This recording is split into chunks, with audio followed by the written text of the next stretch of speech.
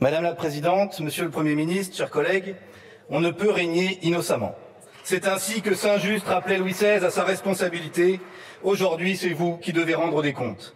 Le vote du budget est la raison d'être de notre Assemblée nationale depuis la Révolution.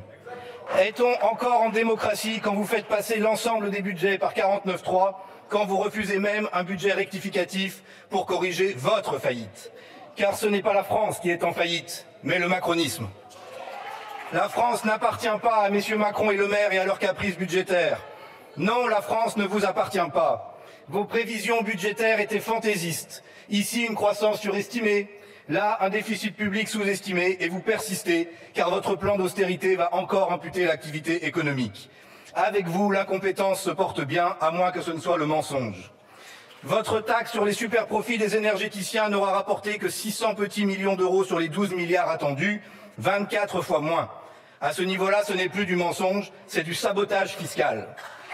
Le 15 avril, c'est M. Macron lui-même qui reconnaissait que la France n'a pas un problème de dépenses excessives, mais de moindres recettes, semblant désavouer sa propre politique.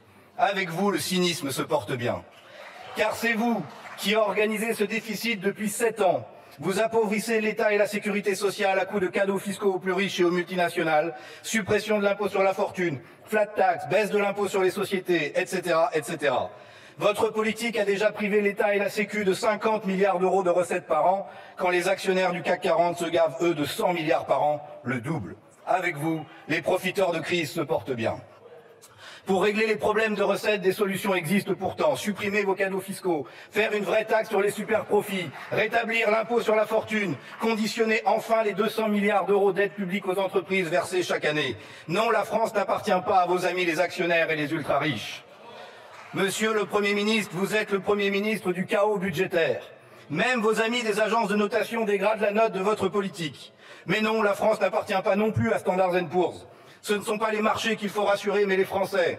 Ce qui nous préoccupe, c'est d'abord la dégradation économique, la dégradation sociale, la dégradation écologique du pays.